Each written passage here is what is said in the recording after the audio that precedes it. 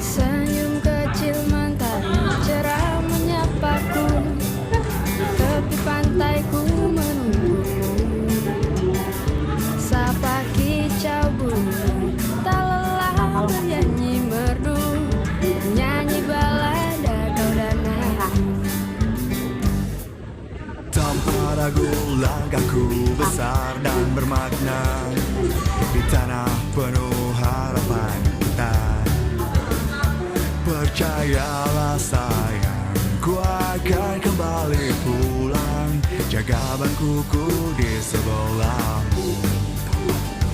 Deru birunya ombak tempat kita berjuang, melawan deras badai luka problema. Tak kenal siang dan malam, kita tak terkalahkan. Hari ini hari milik kita. Antara aku, kamu dan samudra, kita berbagi tawa dan berdansa. Walau di tengah duka dan deras air mata, satu romansa kita tiada dua.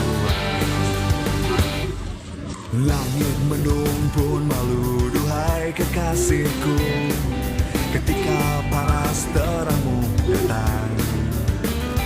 Mentari pun selalu akan cinta kasih sayang yang bersinar jujur di hatimu.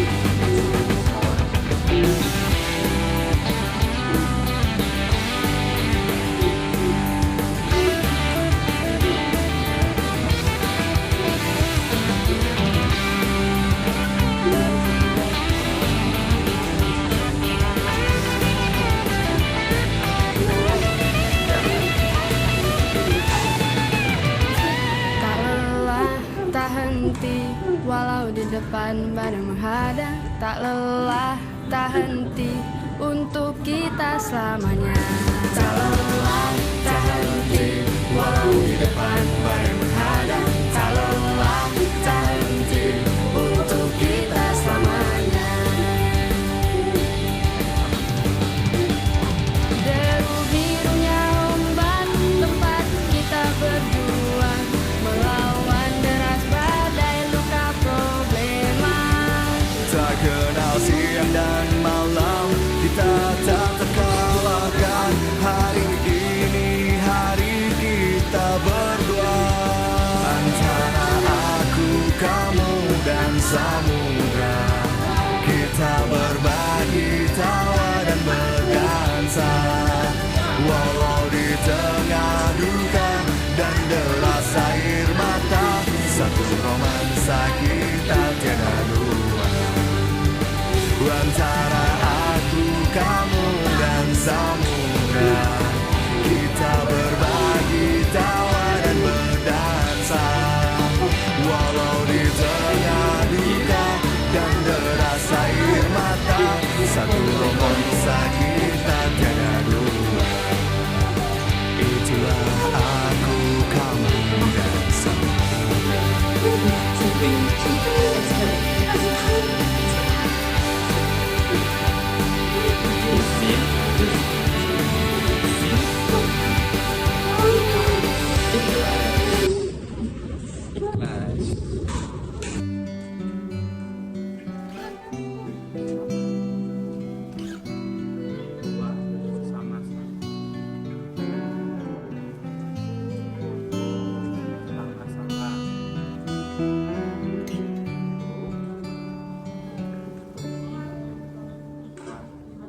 Suatu malam akan bercerita, hawanya tak lagi di jalur yang sama. Bacaan dan doa yang mulai berbeda. Engkau dan air mata kita bicara.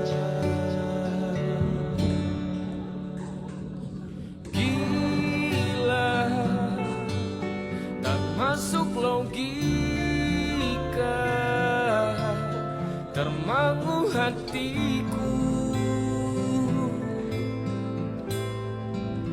Kau menggenggamku menadahnya,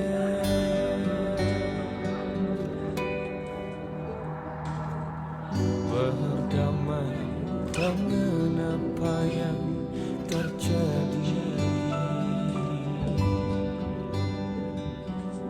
Kunci dari semua masalah ini, jujur tak mudah untuk melangkah pergi. Ini soal hati bukan yang diyakini. Oh gila, tak masuk logika, termangu hatiku. Kau menggenggamku menadahnya. Oh gila, ini tak biasa, tertegun hatiku. Kau menggenggamku menadahnya.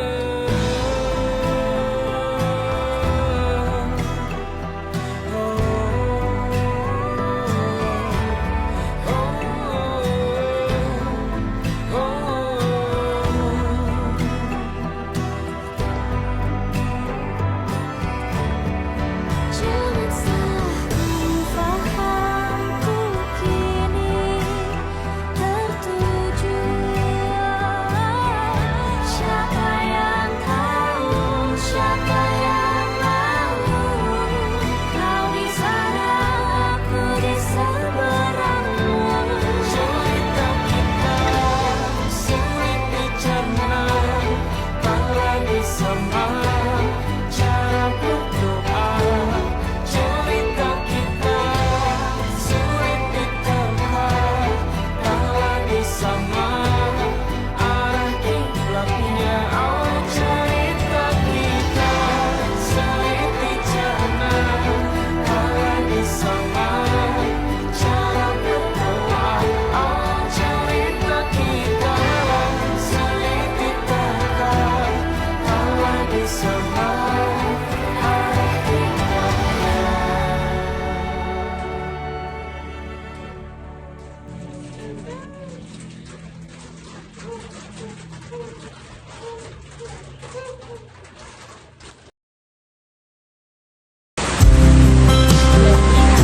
Analisis glosa mengenai orang dengar dan juga orang tuli terkait dengan kalimat yang kami buat tadi. Sebelumnya, orang dengar itu menggunakan struktur bahasa Indonesia yang lengkap, subjek, predikat, objek, dan keterangan. Sedangkan orang tuli itu menggunakan bahasa isyarat atau bisindo atau glosa, biasanya menggunakan struktur visual dan grup konsep. Urutan kata mereka itu cenderung mengikuti alur visual atau logika, objek, aksi, lokasi tanpa banyak imbuhan atau kata sambung. Jadi untuk analisis kalimat pertama, itu orang dengar, aku pergi menonton film di bioskop malam ini menggunakan SPPOK. Untuk orang tuli, di bioskop film, aku pergi nonton malam ini menggunakan KOSPK.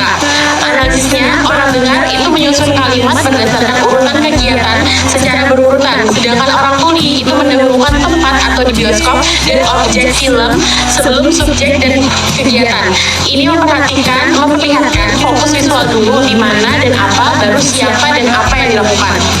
Untuk yang kedua, kalimat orang dengar, buku itu sangat tebal untuk dibaca menggunakan SKP. Untuk orang tuli, dibaca buku itu sangat tebal menggunakan PSKP.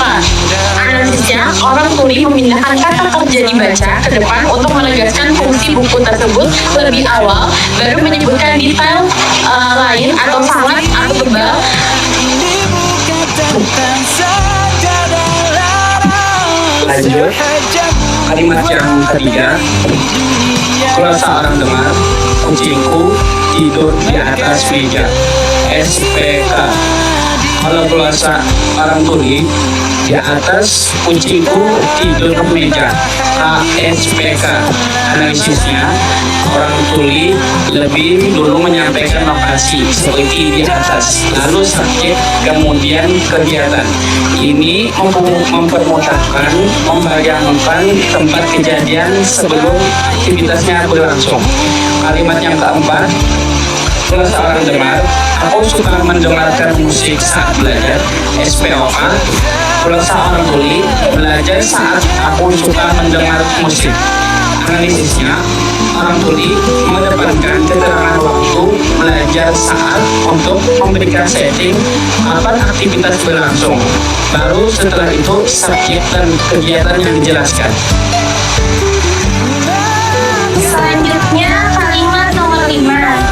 Bahasa orang dengar, adik kecilku sedang belajar jalan. SPO. Bahasa orang tuli, belajar jalan kecilku adik. POS. Analisisnya, orang tuli langsung menyebutkan kegiatan utama, yaitu belajar jalan. Kemudian siapa yang melakukannya, yaitu adik kecilku. Fokusnya adalah aksi baru pelaku. Selanjutnya kalimat nomor 6. Bahasa orang dengar, rumahku ada di ujung jalan. SPK. Bahasa orang tuli, di ujung jalan ada rumahku. KPS.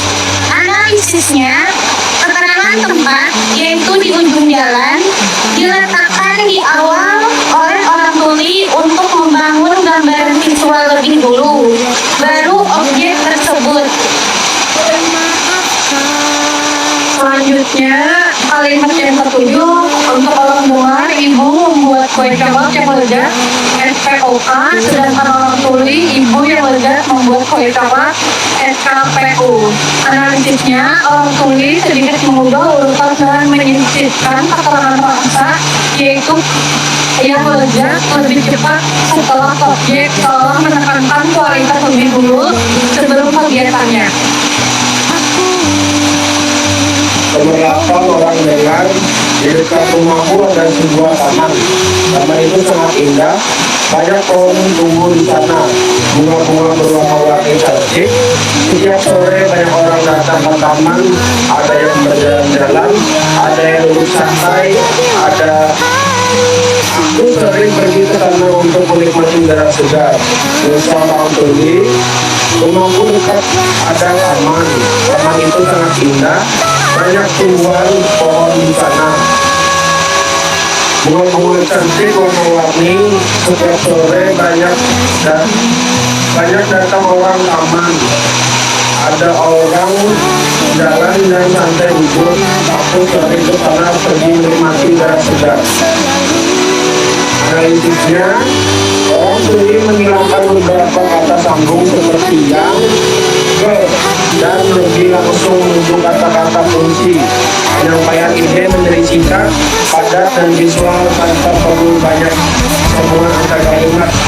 Ini mempercepat visualisasi cepat dan aktivitas dalam pikiran. Kesimpulan, orang dengar butuh kalimat lebih baku, linear atau SPOK, lengkap dengan kata sambung. Bahasa orang tuli mengutamakan keterangan tempat, waktu, atau objek dahulu. Waktu pertama adalah gambar visual cepat dan aksi penting.